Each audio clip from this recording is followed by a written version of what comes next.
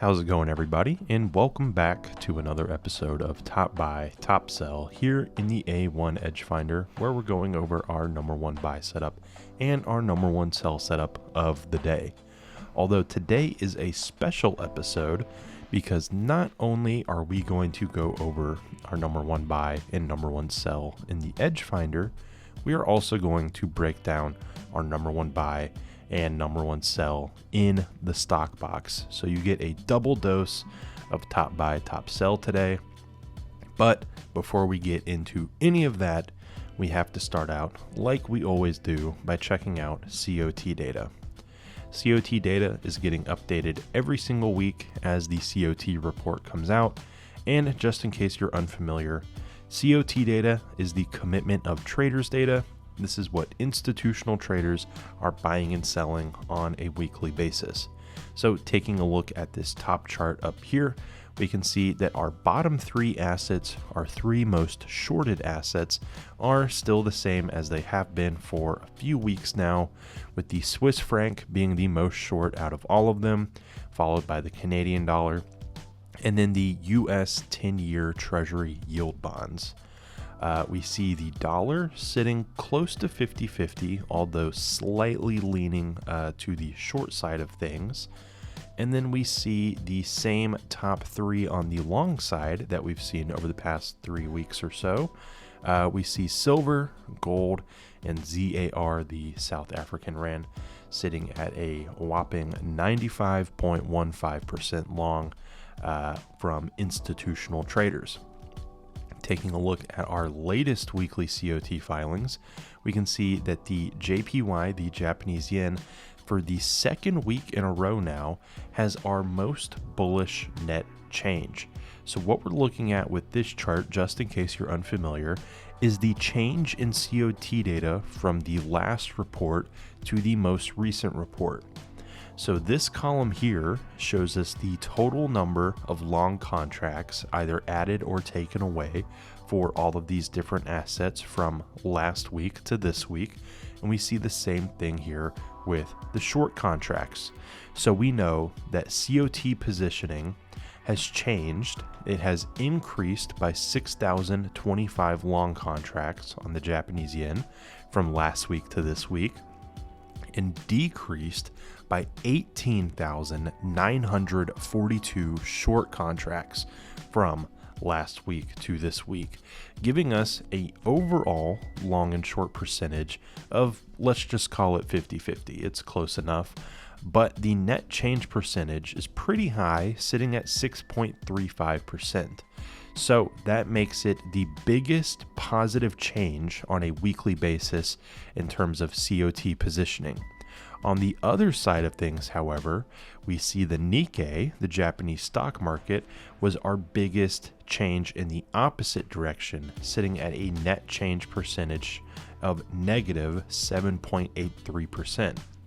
We see a total number of 2,037 long contracts closed on the Nikkei, with just 774 short contracts added on the Nikkei.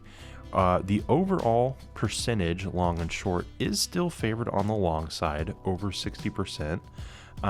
But sentiment on a weekly basis, slowly but surely, may be shifting on the Nikkei. Now, if you're wondering why this number is larger than this number when the change was so much smaller, well, we're looking at the overall, percentages compared to how many overall contracts are open. You can see that there's a lot more contracts open on the Japanese yen than there are on the Nikkei. So changes like this, although they are big numbers, aren't going to have the same impact as changes like this because these numbers are so much smaller. So having 2,000 short or long contracts closed when there's only 9,000 long contracts open is going to have more of an impact than something like this where we get 6,000 long contracts added, but you're adding that to already 93,000 long contracts. So overall, this is going to have a sharper impact on this number than these numbers here. I hope that makes sense. Moving right along, we are going to check out retail sentiment next, and we're going to check out our major currency pairs first. So right now, the Euro USD, USD CHF, Aussie USD, and NZD USD are all favored over 60% on the long side. Now, retail sentiment, of course, is what day traders are buying and selling, and we are giving these a contrarian signal because more often than not, the overall crowd of people gets it wrong when it comes to the trading market. Now, I say that more often than not this happens because this is just one of many metrics that we're using to score our different assets in the Edge Finder. We have 13 different metrics here that all come together to give a cumulative score here for an overall bullish, neutral, or bearish bias. Retail positioning is just one of those things. So even though it may give a bearish contrarian signal here because the overall crowd is long, that doesn't necessarily mean that the crowd is wrong every single time. USD CAD is our one lone shorted US dollar pair, favored over 60% here. We see that 73% of day traders right now are shorting USD CAD. And again, that is giving us our contrarian bullish indication there. Now let's check out our minor currency pairs. And we can see that this long list of assets here, this long list of currency pairs, they are all favored over 60% on the long side. So they are getting bearish indicators. And these pairs here are favored over 60% on the short side of things. So they are getting bullish indicators. Finally, we can finish up with metals, indices, crypto, and commodities, which historically the retail crowd is very long on these types of things, and that is no different. We see this long list of things here. All of these things, over 60% of the day traders trading these things right now are long these assets, where the Dow Jones is our one lonely shorted asset right at 60%. Giving us our bullish indicator there. Again, these of course all getting bearish indicators. Now let's head on into top setups and remove any neutral biases that we have so that we are left with our full list of bullish and bearish biases.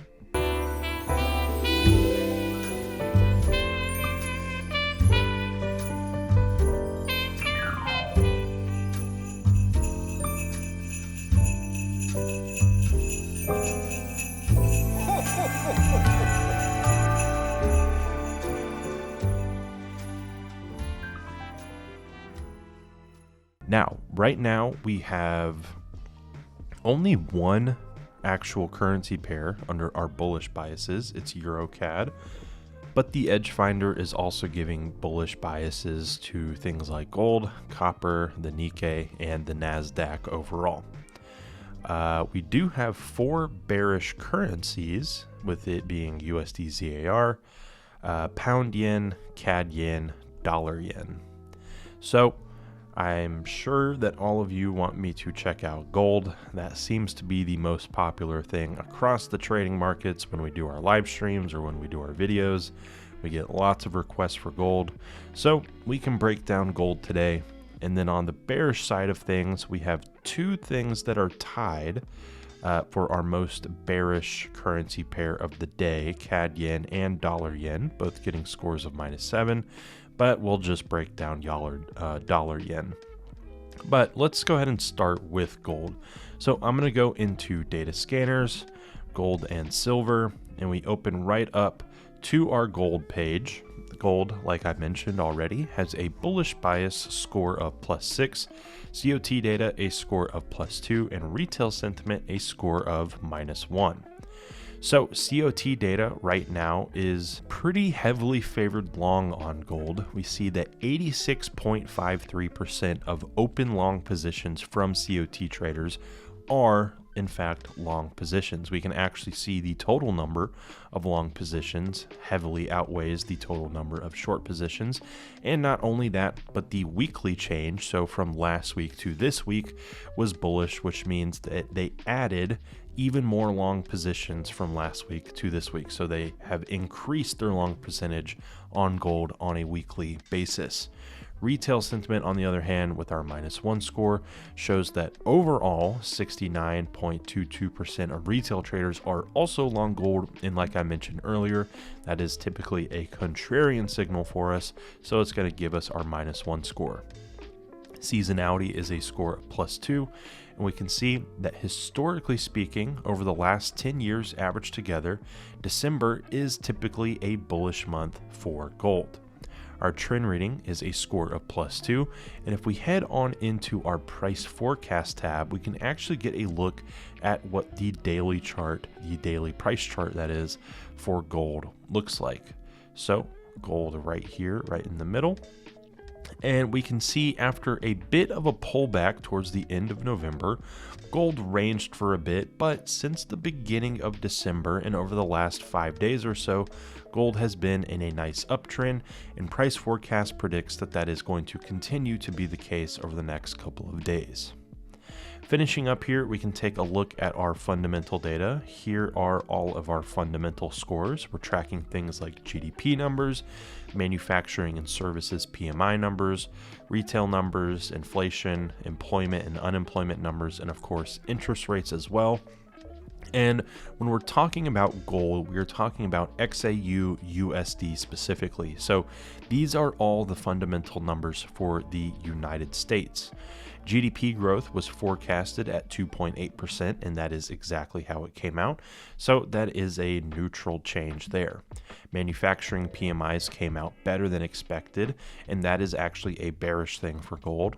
Services PMIs came out worse than expected, and that is a bullish thing for gold.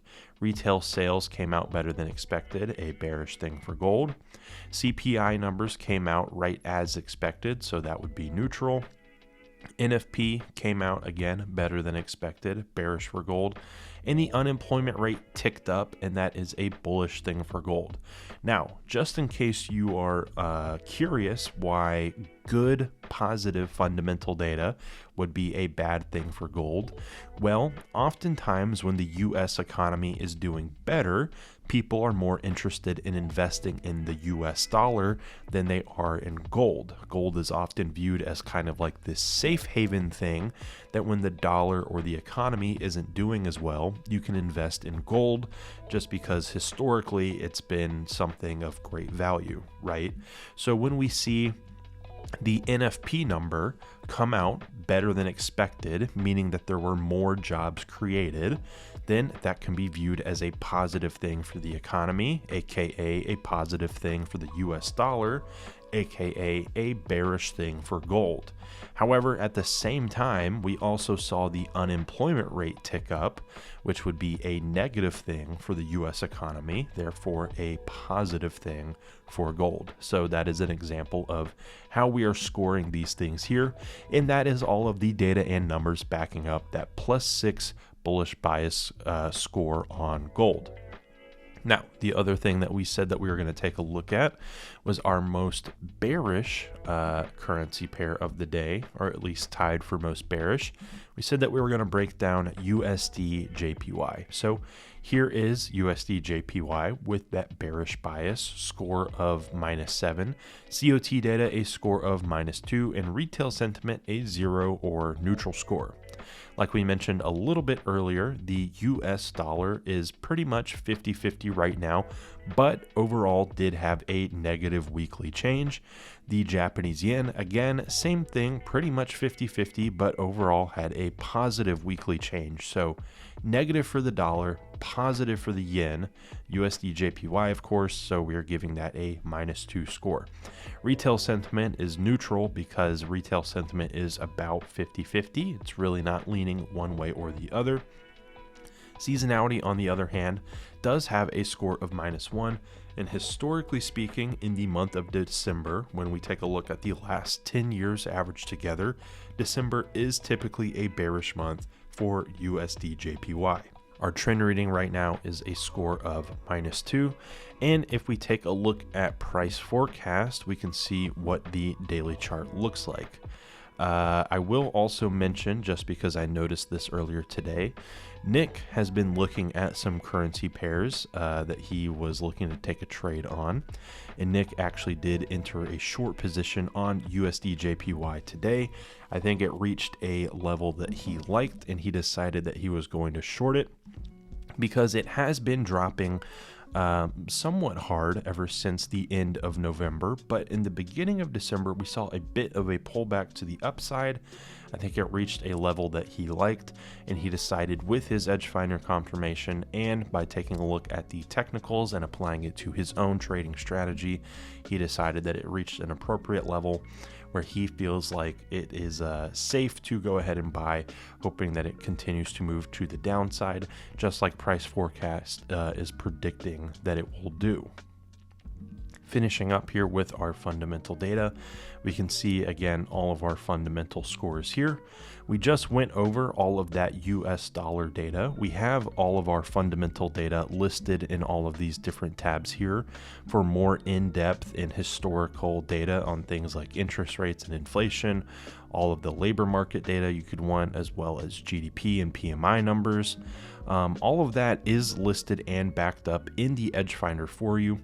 But in case you are unfamiliar with the Edge Finder, we keep it a little bit more simple in our scanner pages, and we just let you know whether or not the fundamental data met, beat, or missed the forecasted expectations. Because at the end of the day, that's really what moves the market. It's not exactly what the number is, rather, did it meet the expectations, did it miss the expectations, or did it beat the expectations? That's the biggest market mover, not the actual number. So we do keep it simple in our scanner pages, but of course, all of that information is there for you in the Edge Finder in case you want to take a look at the actual numbers, similar to how we just looked at the US numbers when we were breaking down gold. Now, column A here is going to be our first currency pair listed, so that would be the US dollar. And if you remember, by taking a look at gold, we saw that the GDP numbers were met. They came out as forecasted. And the B column here is going to be the second currency pair listed, that of course being the Japanese yen. The Japanese yen beat the GDP forecasted expectations, so that is giving us a -1 score there. Neutral for the dollar, but positive for the yen means that we are selling off here, right? Manufacturing PMI was a beat for the dollar, but a met forecast expectations in Japan, and that is a +1 score. We see the opposite of what we saw with GDP numbers. Services, on the other hand, was a miss by the dollar and a beat by Japan, so that is our -2 score there. And then again, we see the opposite when it comes to retail sales. We see a beat by the dollar and a miss by the yen, and a +2 score there. CPI data, like we mentioned earlier, came out as expected in the US, so we have a neutral score there. However, in Japan, it came out slightly higher, forecasted at 2.2%, but came out at 2.3%, giving us our -1 score there. Finally, the unemployment rate in the US was forecasted at 4.1%. It came out at 4.2%. Like I was comparing it to gold earlier, where that would be a positive thing for gold, it is a negative thing for the US dollar. However, when we are comparing the dollar to the Japanese yen, deciding whether or not to buy the dollar or sell the dollar against the Japanese yen, where we see an uptick in unemployment for the Japanese yen, that is going to be a positive thing in this situation. So there is all of the data and numbers backing up that -7 score, bearish bias on USD JPY. Now, before I go any further and we dive into the stock box, I want to mention that right now you can get the stock box and the Edge Finder along with other services on our website, a1trading.com. And if you want a discount price on either the stock box or the Edge Finder, you can do so by using promo code A1YT at checkout. We had our big sale over the last month or so, and while that sale is over now, you can still get the Edge Finder at a discounted price if you use promo code A1YT. That goes for the stock box as well. Promo code A1YT at a1trading.com. We also have links down in the description below. Now, here is our top stocks page. We can see most of the stocks that we are tracking here in the stock box. Some of the biggest companies from around the world, like Tesla, Google, Amazon, Lululemon. We also see things like Apple or Coke and Pepsi. Tons of big name stocks from all of these different sectors all over the world. And it's getting scored very similar to how we score in the Edge Finder, just not on as many metrics. So we have our financial score here, which is of course based on earnings reports and things like that. Our trend score, which is basically just the technical chart, how has it been trending over the past couple of weeks. Our 13F score is whether or not the biggest hedge funds from around the world are adding or selling these stocks in their portfolio on a quarterly basis. And then our insider score is whenever that information is made public, when a insider or a top executive or an owner or someone who has a lot of influence in that company, if they are buying and selling shares of their own stock and we get access to that information, of course, because it's made publicly, we add that as a score as well. So that kind of changes, and it's not always included, but again, when that information is made public and we catch on to it, then we add it into the overall scoring. So right now we have ticker symbol NOW and Tesla as our two most bullish stocks. And I'm sure that everybody would like me to check out Tesla, similar to gold. That seems to be a very popular one with the overall crowd. So we can check out Tesla. And then on the bearish side of things, we have Coke, Pepsi, and VZ, which I'm actually not quite sure what VZ is. And I kind of want to know. So we're going to check out ticker symbol VZ on the bearish side, all of these tied at -7. And then we'll just take a look at Tesla with our +10 score here. And we're just going to check out the chart and see how it's looking. So if I pull up the Tesla chart here, TSLA, we can see that Tesla has just been ripping higher. And Tesla also has a green earnings here. We see that overall the earnings and revenue for Tesla were green. They have their next expected earnings in January of 2025. But overall, Tesla has been ripping to the upside, and the stock box is considering Tesla to be a very bullish buy at the moment. Taking a look at VZ. Oh, VZ is Verizon. I probably should have known that, but Verizon, another huge company here in the US, currently trading at $42.35. It has been trading down ever since the end of November after having a little bit of a surge to the upside. It seems to kind of be ranging in between $40 and $45 over the past couple of months. And over the past year or so, it is up on the year, although right now it is in a bit of a pullback. So perhaps if this thing continues to move even lower, it seems to have found a bit of a level of support around the $40 range. Perhaps that could be an opportunity to even look for buys in that case, because it seems like the trend right now is to hang around the $40 mark, or maybe even a little bit below, and then have a little bit of a rebound. But overall, it hasn't had a big rip to the upside since much earlier in the year. So there we go. That's our top buy and our top sell according to the stock box at the moment. And I'll mention just one more time that if you want the Edge Finder or the stock box at a discounted price, you can do so with promo code A1YT. We have the links in the description down below. The stock box, of course, has many more useful tabs of information here for you to browse and help you make better trading decisions, just like the Edge Finder has tons of tabs of data. They are both one-time prices, so once you buy it, you are good to go. You do not have to pay for a subscription model or anything like that, which also means that any updates or changes that are made to the stock box come free of charge after you purchase. So get in now while it's still a little bit new and while the price is low, because as we continue to update and make it even better and better over the coming months and years, the price will inevitably go up. So get it now, get it at a discount, promo code A1YT at checkout. Hope you guys enjoyed the video, and we will see you in the next one. Did you know we do a live trading show Monday through Friday with guests from all over the world? To get notified when we go live, click the bell button next to the subscribe button or check in at 9:30 a.m. Eastern Time. We have helpful, free content in the description below and on our website, a1trading.com. Thanks for watching today's video, and we'll see you tomorrow.